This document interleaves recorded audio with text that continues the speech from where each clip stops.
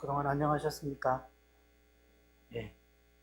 오늘은 분별의 영성이라는 말씀을 함께 나누려고 합니다. 예레미야 23장에는 거짓 예언자와 참 예언자에 대한 그런 기준을 얘기해주는 본문이 담겨 있습니다. 성경 어디에도 없고 예레미야서 안에만 있습니다. 그러니까 예레미야를 통해서만 들을 수 있는 메시지를 우리가 함께 나누려고 하는 겁니다. 23장 9절을 보시면 선지자들에 대한 말씀이라 내 마음이 상하며 내 모든 뼈가 떨리며 내가 취한 사람 같으며 포도주에 잡힌 사람 같으니 이는 야훼와 그 거룩한 말씀 때문이라. 여러분 성경을 보시면 9절에 선지자들에 대한 말씀이라 앞에 뭐가 이렇게 동그라미든 뭐가 표시가 되어 있죠. 그렇죠? 그 다음에 내 마음이 상하며 그 내 마음, 내 앞에도 또가 표시가 되어 있죠. 맞죠? 예. 원래는 이것이 하나의 그 단락을 보여주는 표시입니다. 그러게 몇 절이 이렇게 묶여 있어야 이렇게 하나 단락을 줘놓고 여기부터 여기까지는 이런 얘기입니다. 이렇게 해주는 건데 여기 보니까 13절에 또 단락 표시가 있죠. 예. 그렇게 되면 16절에도 또 단락 표시가 있죠. 우리 이유철 목사님만 열심히 따라오시고 나머지 분들은 뭐 하시는지 모르겠네요. 23절에도 또 있죠. 예. 그럼 뭘 할 수 있냐면 이게 지금 9절부터 12절까지 거짓 선지자에 대한 말씀을 예레미야가 어디서 선포한 내용인데 그것이 여기로 들어왔고 또 하나 13절에서 15절까지도 거짓 선지자에 대한 말씀인데 그 내용이 이 안에 또 들어왔고 그 다음에 16절부터 22절까지도 들어왔고 근데 전체 주제가 거짓 선지자에 대한 말씀입니다. 주제가. 그래서 23장 9절을 보시면 선지자들에 대한 말씀이라 라는 것은 이거 거짓 선지자에 대한 예레미야의 메시지를 함께 다 묶어서 거기다가 제목을 붙여놓은 겁니다. 예레미야가 오늘 설교 주제는 거짓 선지자입니다 라고 하면서 23장 9절부터 끝절까지 쫙 설교한 것이 아니고 여기저기에서 거짓 선지자들과의 만남 속에서 거짓 선지자들에 대한 설교를 했던 것들 나중에 모아진 것이 오늘 성경이란 얘기입니다. 그리고 오늘 말씀은 선지자들에 대한 말씀인데 이 안에 정확히 표현하면 거짓이란 말을 넣어야 됩니다. 거짓 선지자들에 대한 말씀이라 하면서 9절을 다시 한번 보시면 내 마음이 상하며 내 모든 뼈가 떨리며 마음이 상한다. 뼈가 떨린다. 여러분 마음이라고 하는 것은 구약성경에서 단순한 하나의 감정의 자리가 아니고요. 의지와 결단의 자리입니다. 구약성경에서 결단했어. 그거는 마음이, 심장이 하는 겁니다. 그런데 결단하는 내 심장이 이게 막 떨리고 있습니다. 그 다음에 뼈가 떨리며 뼈라고 하는 것은 우리 일종의 골격을 말하는데 그렇다면은 이게 내 몸의 골격이 떨리고 결단하는 내 마음이 지성이 이성이 마구 흔들리고 있습니다. 무슨 얘기입니까? 사고 체계가 완전히 산산조각이 났고 마음이 무너지고 뼈마디가 떨리고 그리고는 또 무슨 얘기를 하냐면 내가 취한 사람 같으며 포도주에 잡힌 사람 같으니 마치 술 취한 사람처럼 지금 인사불성이 된 상태가 되었다. 이게 과연 뭘 얘기할까요? 예레미야가 지금 체험하고 있는 겁니다. 내 마음이 상했고 뼈가 떨리고 술 취한 사람같이 되었다. 왜 그러냐면 이는 야훼와 그 거룩한 말씀 때문이라. 무슨 말이냐면 하나님의 말씀에 압도된 상태를 이야기합니다. 이건 굉장히 중요합니다. 지금 예레미야가 거짓 선지자들에 대한 말씀을 이야기할 때 9절에서 자신의 말씀 체험을 소개하고 있는데 이건 어떤 말씀이냐면 거짓과 참의 가장 중요한 기준은 무엇에 붙들려 있느냐라는 겁니다. 하나님의 말씀이 완전히 내 마음과 내 몸과 내 전체를, 내 의식을 전체로 감싸고 있을 때 그때는 바로 하나님에게 붙들린 사람이요 하나님의 말씀을 전하는 예언자라고 하는 이야기입니다. 그러기에 나는 하나님의 말씀에 온전히 붙들린 바 되었고 하나님 말씀에 따라서 오늘 이 말씀을 전합니다. 이 말 이유는 내 말이 아니고 하나님 말씀입니다 라고 이야기합니다. 그리고는요 10절을 보겠습니다. 이 땅에 간음하는 자가 가득하도다. 저주로 말미암아 땅이 슬퍼하며 광야의 초장들이 마르나니 그들의 행위가 악하고 힘쓰는 것이 정직하지 못함이로다.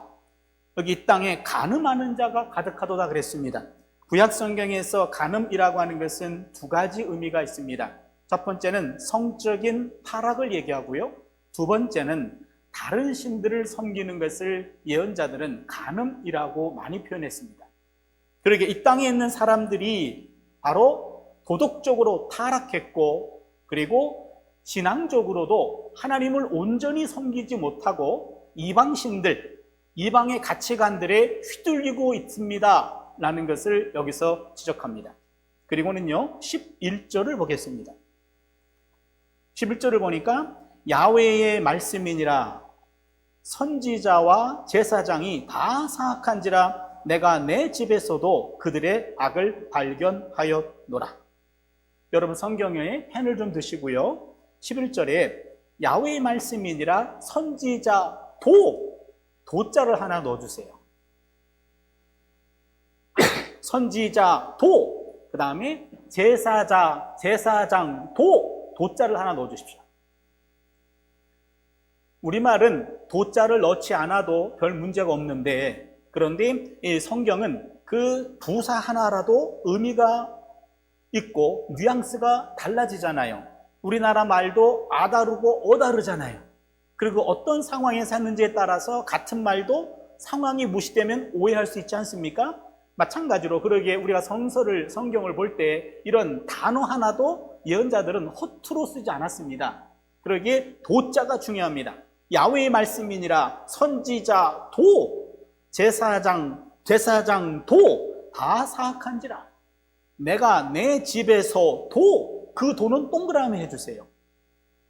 그들의 악을 발견하였노라. 그렇다면은 이렇게 나옵니다. 10절에서는 이 땅에 있는 많은 사람들이 간음을 행하고 있도다. 그들 때문에 땅이 슬퍼한다. 광야의 초장들이 말라버렸다. 지금요 사람들의 죄악과 탐욕 때문에 자연이 고통당하고 있다. 우린 이것을 오늘날 많이 경험하고 있지 않습니까? 오늘날 코로나19라고 하는 것도 어찌 보면은 그 분야의 전문 과학자들의 표현에 따르면 100년 전만 해도 바로 자연계, 동물이 사는 그런 지역과 인간이 사는 지역이 적어도 동물이 사는 지역을 우리가 인간이 그만큼 침범하지 않았다는 겁니다. 그런데 점점 100년 지나가게 되면서 계속 개발하고 산을 깎아내리고 이렇게 하면서 지금 동물의 영역까지 인간이 너무나 많이 침해해서 더 이상 이제 동물들이 살 수가 없어서 거기서 인간과 동물이 서로 거리를 둬야 되는데 여기서 밀착된 것들이 많아지게 되면서 동물에게 있었던 바이러스가 인간 세계에 들어온 것이 아니냐. 이렇게 돼서 지금 이 코로나19가 들어와서 지금 인류는 고통스러워하는데 어찌 보면은 인간 중심으로는 고통스러운 거지만 지구 중심으로 보면 지구가 살기 위해서 마지막 몸부림치는 것 아닌가. 오히려 우리가 불편해지고 우리가 여기저기 이동을 못하고 하다 보니까 자연은 살아나고 있어요. 깜짝 놀란 것은 예레미야라고 하는 주전 626년, 지금으로부터 2600년 전에 바로 예언자가 그것을 보고 있는 겁니다. 인간들의 탐욕과 인간들의 타락이 자연세계까지 옥죄고 있다. 그런데 오늘은 그 자연세계의 반격을 받고 있는 것이 오늘 우리의 상황이죠. 아무튼 예레미야는 그걸 얘기하면서 뭐가 문제인가? 11절을 보니까 이렇게 모든 사람들이 도덕적으로 타락하고 그리고 하나님을 제대로 섬기지 않고 세상의 가치관에 따라 살아가기 때문에 세상이 이렇게 엉망이 되었는데 예레미야는 말합니다. 11절에 선지자도 제사장도 그래, 이 말이에요. 무슨 말입니까? 다른 사람들이 그런 것도 안타깝지만 더 문제가 되는 것은 종교 지도자들도 마찬가지다, 이 말이죠.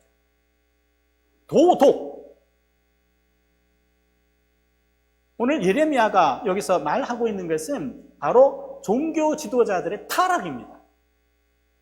어찌 보면은 여기 나와 있는 선지자와 제사장이라는 것은요, 그 당시의 지도자이지만 오늘날 우리가 이해한다면 종교인도 타락한지라, 교인도 타락한지라, 그런 식으로 적용이 가능합니다.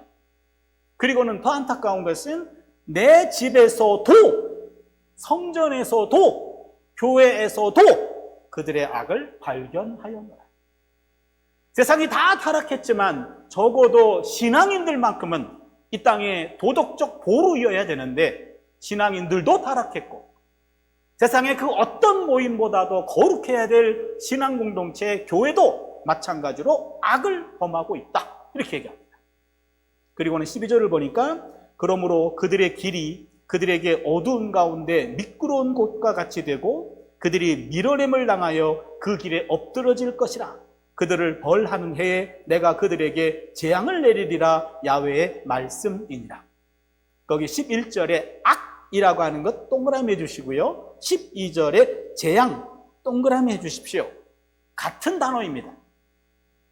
히브리어로 같은 단어인데요, 지금 내가 내 집에서도 그들의 악을 발견하였기 때문에 12절을 보니까 그들의 악함대로 그들에게 재앙을 내릴 것이다. 이 악이라는 단어가 바로 악의 의미도 있고 재앙의 의미도 있습니다. 우리가 행한 대로 하나님이 그대로 갚아주겠다라고 이야기하고 있습니다. 여기까지가 한 단락입니다. 그렇다면은 우리가 9절에서 12절에서 우리가 여기서 깨닫게 되는 것이 있습니다. 최후의 양심 세력들은 진실성과 도덕성을 가지고 있어야 되는데 바로 진실함과 도덕성이 결여되어 있기 때문에, 지도자들이 결여되어 있고 교회가 결여되어 있기 때문에 이 땅은 망한다 라는 것이 지금 예레미야의 그 당시 메시지입니다. 성도들에게 있어 가장 중요한 것은 하나님의 말씀이 있느냐 없느냐, 바로 거기에서 우리의 인생이 갈려지게 됩니다. 말씀이 있느냐 말씀이 없느냐, 이게 하나님의 사람의 정체성입니다. 우리 안에 하나님 말씀이 주인인가 아니면 세상의 말씀이 주인인가, 이거는 끊임없이 우리가 싸워야 할 대상입니다. 하나님 말씀과 멀어지는 순간, 하나님의 말씀이 내 안에서 심해지는 순간, 하나님의 말씀이 내 안에서 기억되지 않는 순간, 우리는 나도 모르게 세상의 목소리에 더 귀가 가고, 세상의 가르침에 내 마음이 가고, 세상의 인도함에 내 인격이 움직이는 것을 보게 됩니다. 내 안에 하나님의 말씀이 충만하지 못하면 삶의 기준이 모호해집니다. 삶의 방향이 흐트러집니다. 하나님 말씀에 붙잡히지 않으면 어찌 보면은 사단의 종이 되어서 세상의 가치관에 놀아나다가 그만 생을 마감할 수도 있는 거죠. 오늘 예레미야는 거짓 예언자들은 그 중심을 보면은 하나님의 말씀이 없습니다 라고 하는 거예요. 오늘 성도들에게 있어서 가장 중요한 것 중에 하나는 그 무엇보다도 하나님의 말씀이 내 안에 있느냐 없느냐, 그거죠. 우리가 매주일 와서 하나님의 말씀에 귀를 기울이는 것은 그동안 그 말씀이 부족했던 것들, 망각됐던 것들, 농도가 옅어졌던 것들을 다시 한번 그 농도를, 압축된 농도로 말씀을 받아서 말씀을 채우는 시간이 이 시간인 줄로 믿습니다. 그렇게 그 말씀을 받아서 살아야 하나님 나라의 그런 기운을 받아 이 땅을 하나님의 나라로 만들고 하늘의 기쁨을 우리가 누리게 될 줄로 믿습니다. 두 번째는요, 13절에서 15절까지 말씀입니다. 13절을 보시면 내가 사마리아 선지자들 가운데 우매함을 보았나니 그들은 바알을 의지하고 예언하여 내 백성 이스라엘을 그릇되게 하였고 내가 예루살렘 선지자들 가운데도 가증한 일을 보았나니 그들은 간음을 행하며 거짓을 말하며 악을 행하는 자의 손을 강하게 하여 사람으로 그 악에서 돌이킴이 없게 하였은즉 그들은 다 내 앞에서 소돔과 다름이 없고 그 주민은 고모라와 다름이 없느니라. 예, 여기 보시면요, 지금 사마리아 선지자와 14절에 예루살렘 선지자들을 비교하고 있습니다. 근데 여러분 잘 알고 계시듯이 지금 예레미야가 활동하던 시대에는 북왕국은 이미 망했습니다. 북왕국은 722년에 아시리아에 의해 가지고 멸망했고, 예레미야가 활동하던 시대는 주전 627년입니다. 약 100년 뒤입니다. 그러면은 유다 나라만 남아 있습니다. 그러기에 유다 나라에서 예레미야가 국가 멸망을 앞두고 있는 상황입니다. 그러면서 말합니다. 북왕국이 100년 전에 망했습니다.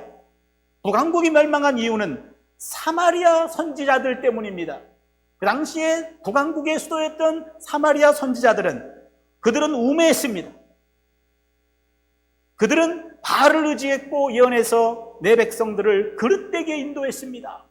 그러니까 사마리아 선지자들이 잘못된 길을 갔기 때문에 백성들을 오도했고, 백성들을 오도했기 때문에 나라가 망했습니다. 이것이 지금 예레미야가 보고 있는 북왕국의 멸망의 분석입니다.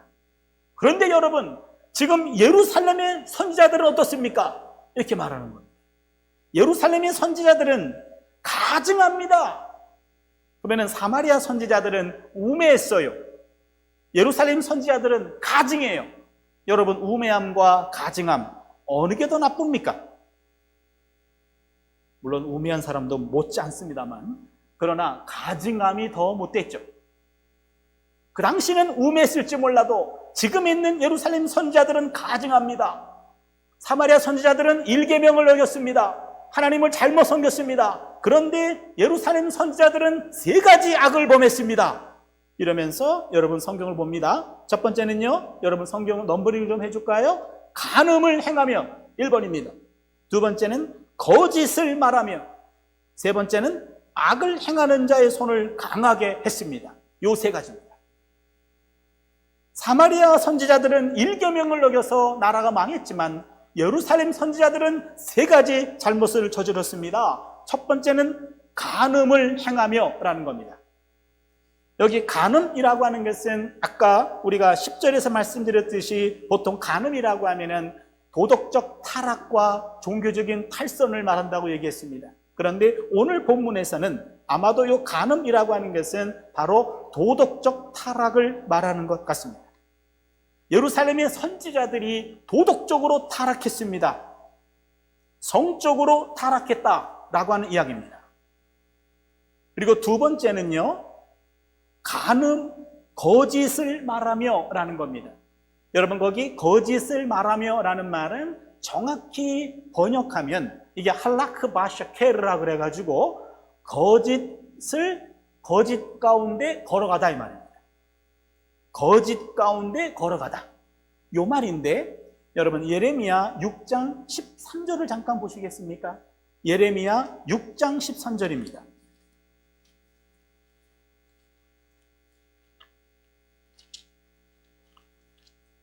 6장 13절을 보시면, 이는 그들이 가장 작은 자로부터 큰 자까지 다 탐욕을 부리며 선지자로부터 제사장까지 다 거짓을 행함이라. 여기에 거짓을 행함이라, 요 말과 우리가 23장 14절에서 거짓을 말하며, 히브리어로 같은 단어입니다. 거짓 가운데 걸어갔다 이 말입니다. 그렇다면 예레미야 6장 13절을 보면 그들이 거짓을 행함이라 라는 것이 어떤 의미인지를 여기서 배우게 되는데, 그게 뭐냐면 작은 자로부터 큰 자까지 다 탐욕을 부렸다 이 말입니다.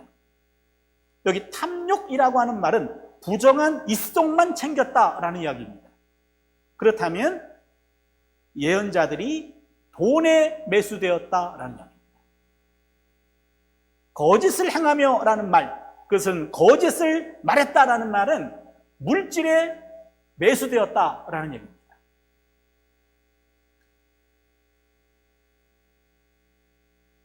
세 번째는요, 악을 행하는 자의 손을 강하게 하여, 요 세 번째는 권력과 결탁했다라는 말인데요. 악을 행하는 자의 손을 강하게 했다. 예언자는 악한 짓 하는 사람들을 오히려 격려했습니다. 그것 때문에 악한 사람들이 되돌아오지 못하도록 하였다라는 이야기가 바로 예레미야의 이야기입니다. 손을 강하게 한다라는 표현이요, 구약성경에 간혹 나오곤 하는데요, 예레미야서 안에는요, 손을 약하게 했다라는 표현도 하나 나옵니다. 예레미야 38장 4절을 보시면, 이 사람이 백성의 평안을 구하지 아니하고 재난을 구하오니 청하건대 이 사람을 죽이소서. 그가 이같이 말하여 이 성에 남은 군사의 손과 모든 백성의 손을 약하게 하나이다. 지금 예레미야가 백성의 손을 약하게 했기 때문에 예레미야를 죽여야 됩니다 라고 지금 이야기합니다. 무슨 이야기냐면, 시드기야 시대 때에 그 당시 고관들이 지금 왕에게 건의합니다. 왕이시여, 예레미야라고 하는 미친 선지자가 하나 있는데 우리나라가 곧 망한다고 지금 예언하고 돌아다닙니다. 그 예언자가 말합니다. 곧 바벨로니아가 쳐들어오는데 바벨로니아는 하나님이 쓰시는 심판의 몽둥이라고 말합니다. 우리나라는 그 몽둥이를 맞아야 된다고 예언하고 있습니다. 바벨론에게 항복하는 하는 뜻이라고 말하고 있습니다. 그것 때문에 군인들과 백성들의 마음이 흔들리고 그들의 손이 약해졌습니다. 이런 반역자를 그냥 두어서는 안 됩니다. 예레미야를 치시옵소서, 이렇게 지금 고관들이 얘기할 때 바로 손을 약하게 하다, 이런 말이 나옵니다. 참 예언자 예레미야는 하나님의 뜻에 어긋나는 정책의 반기를 들었습니다. 그런데 거짓 예언자들은 하나님의 뜻에 배치된 정책에 손을 들었습니다. 그리고는 거짓 예언자들은요, 하나님의 말씀이 기준이 아니라 그 당시 분위기와 그리고 자신의 권력입니다. 자신의 위치를 지키기 위해서 권력자들의 잘못된 판단, 잘못된 정책, 하나님 말씀에 어긋났음에도 불구하고 거기에 붙어요. 그리고 그들을 격려합니다. 하나님 말씀으로 정당화시켜줍니다. 내가 기도해 보니 하나님 그렇게 말씀하셨습니다 라고 얘기해 주는 거죠. 그게 바로 거짓 예언자들입니다. 그리고 그들의 잘못을 깨달아 알게 해주지도 않고 그들이 잘못으로부터 돌이키지 않도록 했기 때문에 바로 거짓 예언자의 잘못이라고 얘기하고 있습니다. 오히려 이러한 거짓 예언자들은 그 당시에 인기도 많고요. 그 다음에 권력자들의 호의로, 권력자들의 후한 대접도 받고요. 그리고 많은 사람들에게 있어서 우리가 위로가 되는 메시지이기 때문에 그런 거짓 선지자들은 오히려 더 환영받고, 예레미야 같은 참 예언자들은 지금 국가적으로 수배를 당하고 위기의 상황에 처해 있는 겁니다. 그렇다면 여기 세 가지는요, 한번 정리해 보겠습니다. 지금 예루살렘 선지자들은 첫 번째, 간음을 행하며 도덕적으로 타락합니다. 이성의 유혹에 넘어갑니다. 두 번째는요, 거짓을 말합니다. 돈에 매수되어 있습니다. 악을 행하는 사람들의 손을 강하게 합니다. 그 당시에 권력과 결탁되어 있습니다. 거짓 예언자들은 권력을 탐하고 권력자들과 결탁하며 그들의 자리를 공고히 하고, 또한 물질 때문에 사역을 하고, 또한 도덕적으로는 타락한 삶을 서슴지 않는 사람들, 바로 그들 때문에 예루살렘은 망합니다 라고 얘기한 겁니다. 그리고는 말합니다. 그들은 다 내 앞에서 소돔과 다름이 없고 그 주민은 고모라와 다름이 없느니라. 그 당시 예언자도 백성도 다 소돔과 고모라가 되었다. 소돔과 고모라는 인간의 부패상을 얘기해 주는 거고 하나님이 무서운 심판을 내린 도시입니다. 그러기에 타락했고 하나님의 심판을 받은 소돔과 고모라와 다름이 없습니다. 그리고는 15절에 그러므로 만군의 야훼께서 선지자에 대하여 이와 같이 말씀하시니라. 보라, 내가 그들에게 쑥을 먹이며 독한 물을 마시게 하리니 이는 사악이 예루살렘 선지자로부터 나와서 온 땅에 퍼짐이니라. 여기 놀라운 표현이 나오는데요, 모든 악의 뿌리가 예언자라는 거예요. 예루살렘의 예언자들을 통해서 바로 악이 이 땅에 퍼졌기 때문에 바로 그들 때문에 나라가 망합니다. 참 기가 막힌 이야기입니다. 예언자들이 죄악의 원천이라고 하는 것은 실로 충격적입니다. 오히려 그 땅에 죄악들과 맞서서 잘못된 것들을 책망하고 옳은 길로 인도해야 될 예언자들이 오히려 그들이 타락했기 때문에 죄의 원천이 되었고 나라는 망하게 되었습니다. 그러면서 예언자들에 대해서 여기서 지금 심판을 선포하고 있는 겁니다. 이 거짓 예언자들의 세 가지 특징이 오늘날에도 모든 사람들에게 적용되는 것 아닐까요?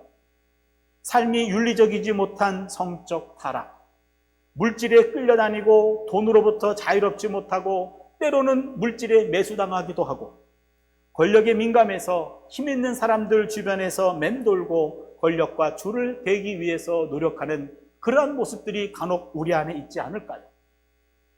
요한일서 2장 15절로 16절을 보면 이 세상이나 세상에 있는 것들을 자랑하지 말라. 누구든지 세상을 사랑하지 말라. 누구든지 세상을 사랑하면 아버지의 사랑이 그 안에 있지 아니하니 이는 세상에 있는 모든 것이 육신의 정욕, 안목의 정욕과 이생의 자랑이니 다 아버지께로부터 온 것이 아니요 세상으로부터 온 것이니라. 여기 보면은요, 육신의 정욕은 이성의 유혹이 되겠죠.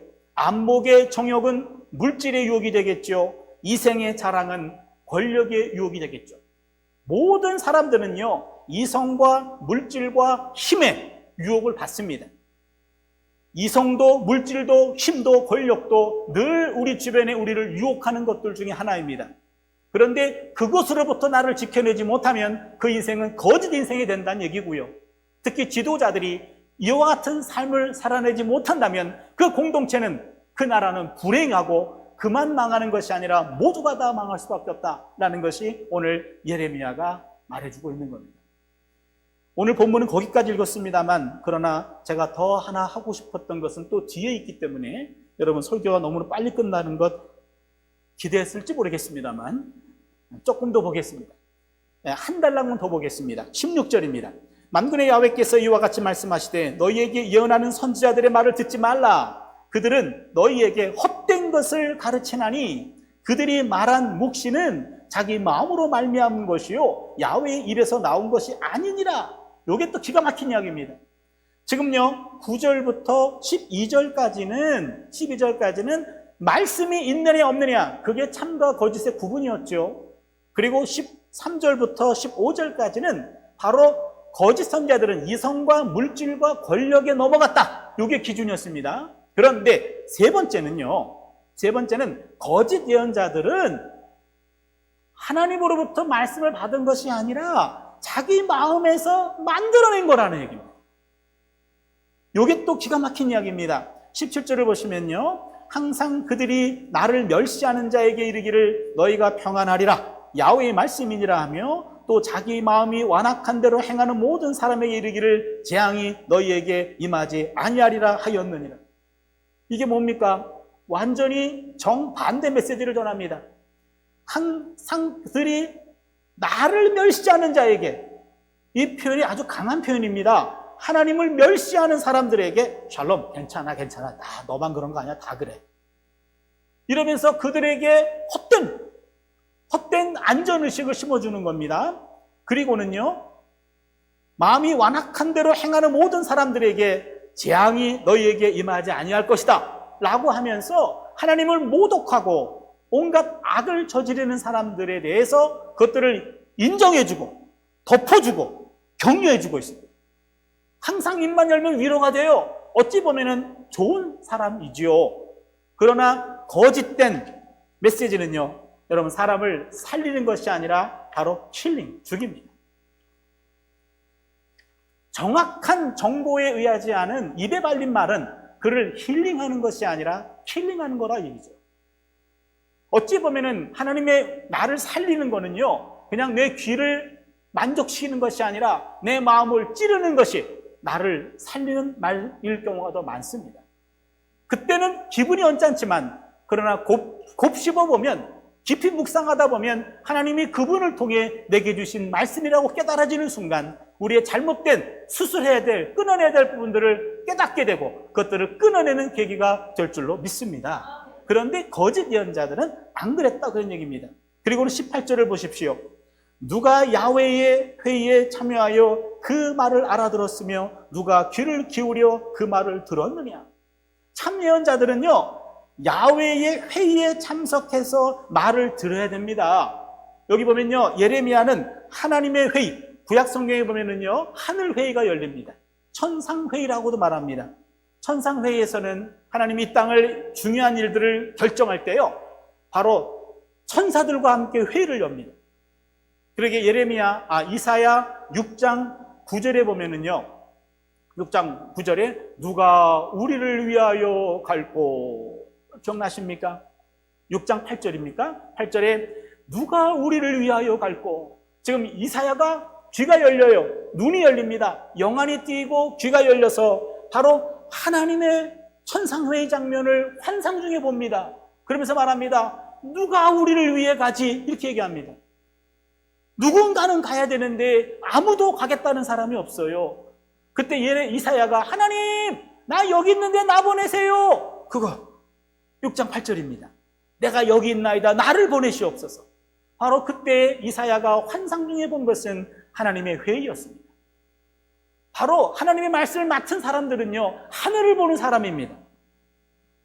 하늘의 음성에 귀를 기울지 않은 사람, 영안이 띄어 있고 귀가 열린 사람, 바로 그 사람이 하나님의 사람인데, 이 예언자는 그게 아니고요, 바로 야훼의 회의에 참여하지도 않았습니다. 19절을 보세요. 보라, 야훼의 노여움이 일어나 폭풍과 회오리 바람처럼 악인의 머리를 칠 것이라. 야훼의 진노가 내 마음에 뜻하는 바를 행하여 이루기까지는 그치지 아니하나니 너희가 끝날에 그것을 완전히 깨달으리라. 이 선지자들은 내가 보내지 아니하였어도 다름질하며 내가 그들에게 이르지 아니하였어도 예언하였은즉 그들이 만일 나의 회의에 참여했더라면 내 백성에게 내 말을 들려서 그들을 악한 길과 악한 행위에서 돌이키게 하였으리라. 한 단락입니다. 여기 보시면은요, 22절에 나의 회의에 참여했다면 내 백성에게 내 말을 들릴 것이다. 내 동그라미 해주시고요, 내 말에 내 동그라미 해주세요. 내 회의에 참여했더라면 내 백성에게 내 말을 전할 것인데 그들은 내게 말씀을 받지 않았다. 이렇게 말씀을 받지 않고 자기 마음대로 행하는 사람이요, 더 열심히 사역해요.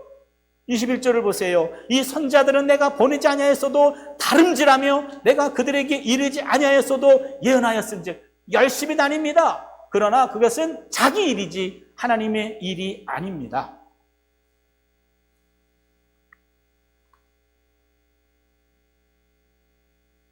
이 거짓 예언자들은 16절에 자기 마음으로 말미암은 것을 전한다. 이거를요, 여러분, 자기 유도적 환상이라고 말합니다. 이게 오토 인스피레이션, 자기 영감이라고 얘기하는데요, 여러분 잘 들어주십시오. 이렇게 이것에 넘어가는 사람이 많습니다. 무슨 얘기냐면 뭔가 문제가 있어서 하나님의 뜻을 구합니다. 뜻을 구하는데 깊이 기도합니다. 기도하다 보니까 내가 원하는 바가 있어요. 내가 원하는 바가 하나님이 주시는 응답으로 착각할 때가 있습니다. 이게 오토 인스피레이션입니다. 자기 유도적 환상입니다. 내가 원하는 바를 하나님이 응답한 것으로 착각하는 경우가 있습니다. 여기는 이 오토 인스피레이션은 두 가지가 있는데요, 자기가 자기에게 속는 경우가 있고, 또 하나는 자기가 원하는 바를 자기가 의도적으로 관철시키는 것도 있습니다. 두 가지가 다 문제입니다. 하나님에게 온 것이 아닙니다. 자기 마음에서 나온 거예요. 자기 마음에서 나온 거를 어느 순간 하나님의 응답이라고 착각하는 거죠. 어떤 사람은 착각이고 어떤 사람은요, 자기도 모르게 자기가 자기를 속이는 겁니다. 이런 사람들은요, 신앙 공동체 내에 말씀보다는 기도에 많이 치중하는 사람들에게 간혹 일어나는 현상입니다. 기도를 많이 하고, 기도를 깊게 하고, 기도를 길게 하고, 기도 속에 사는 사람들이 있어요. 좋아요. 그런데 그 기도에 못지않게 말씀이 따라가야 되는데, 말씀은 부족하고 기도만 하다 보면, 기도 많이 하는 사람들은요, 직통 계시를 받는다고 그래요. 그러게 목회자의 지도도 받지 않아요. 목사님 나보다 기도 많이 안 하잖아요. 이런 거죠. 내가 기도해 보니까 이래요. 이런 분들이 있어요. 이야기할 때 바로 하나님이 내게 말씀하십니다. 이런 분들이 있어요. 물론 그럴 수도 있습니다. 그러나 사람들의 대화는 그리 하시면 아니 됩니다. 대화할 때 하나님이 이렇게 말씀하십니다. 그럼 뭐라 그래요, 거기다가? 그렇잖아요. 전도사님, 내가 어제 기도했는데 전사님 나랑 결혼하라 그럽디다. 그럼 뭐라 그래요, 전도사님이? 그때는요, 나도 오늘 밤 기도해 보겠습니다. 그래야 돼요. 여러분, 위험한 발언입니다. 내가 기도해서 응답받았다고 해도요, 말씀으로 스크린 돼야 돼요.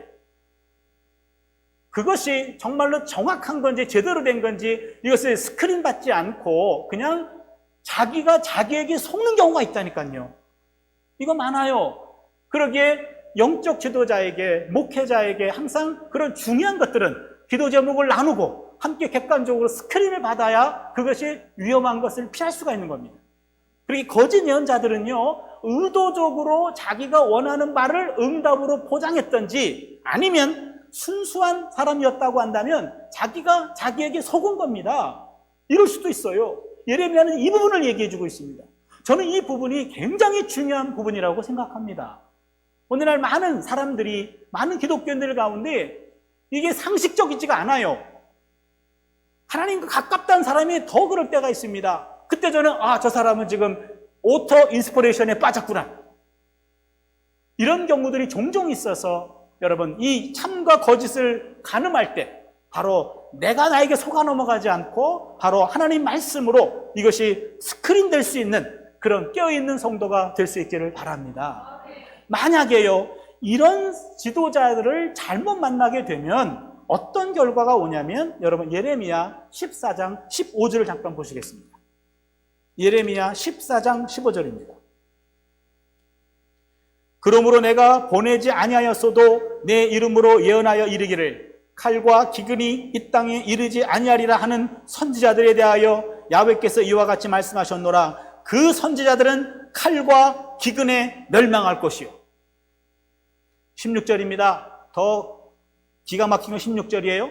그들의 예언을 받은 백성은 기근과 칼로 말미암아 예루살렘 거리에 던짐을 당할 것인즉 그들을 장사할 자가 없을 것이요 그들의 아내와 아들과 딸이 그렇게 되리니 이는 내가 그들의 악을 그 위에 부음이니라. 여기 보십시오. 거짓 예언자들 하나님이 보내지 않았습니다. 그런데 열심히 그 일을 계속하고 있어요. 그랬더니 하나님이 결국에 그 선지자의 목숨을 걷어갑니다. 칼과 기근으로 그를 심판합니다. 그런데 무서운 것은 그 거짓 선지자와 가까이 했던 사람들입니다. 그 거짓 선지자의 말을 아멘으로 화답한 성도들입니다. 그 성도들도 똑같은 심판을 받아요. 선지자들은 칼과 기근으로 망합니다. 백성들은 똑같이 칼과 기근과 칼로 그들도 예루살렘 거리에서 던짐을 당할 것이다. 깨어 있어야 돼요. 여러분, 그 어떤 메시지도 바로 거짓이 될 수 있기 때문에 듣는 사람이 깨어 있지 않으면 함께 넘어갈 수 있어요. 너무 억울하지 않습니까? 잘못된 지도자를 만나 잘못된 말씀을 들어서 넘어가면은요, 바로 이단같이 되는 거 아닙니까? 그러기에 성도들이 깨어 있어야 됩니다. 오늘 말씀을 정리하겠습니다. 참 예언과 거짓 예언의 첫 번째 가장 중요한 기준은 하나님의 말씀이 내 안에 있느냐예요.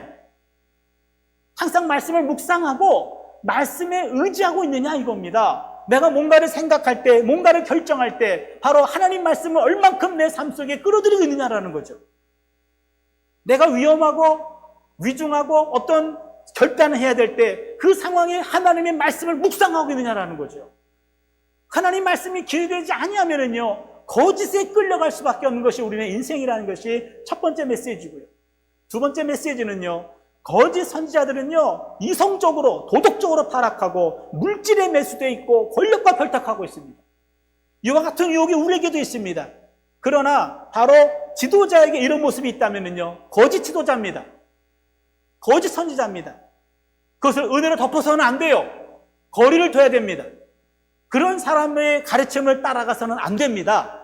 동시에 우리도 그와 같은 유혹으로부터 넘어가서는 안 됩니다. 마지막 세 번째는요, 바로 자기 유도적인 환상에, 자기 영감에 내가 속을 수 있습니다. 그러게 하나님과 깊이 교제하는 거 필요합니다. 그러나 그 깊은 교제 속에 내가 뭔가 마음에 확신이 왔다, 응답이 왔다 할지라도 적어도 내 영적 상태를 함께 나눌 수 있는 그런 친구도 좋고요, 교인도 좋고요, 아니면은 담당 목회자도 좋고요, 반드시 그것을 검열을 받아서, 말씀의 검열을 받아서 올바른 길로 인도받을 수 있기를 바랍니다. 저 또한 이와 같은 내가 지금 응답받았다고 하는 것이 내 오토 인스피레이션은 아닌가? 이것 때문에 신뢰할 만한 사람에게 함께 나눕니다. 나누면서 스크린을 받아요. 이런 내 영적 체험을 나눌 수 있는 그런 선배도 필요하고 선생도 필요하고 친구도 필요하지요. 이런 것들을 통해서 하나님과의 만남 속에 속지 아니하고 바로 하나님의 영의 인도함 받는 우리 모두가 될 수 있기를 축원합니다. 기도합니다.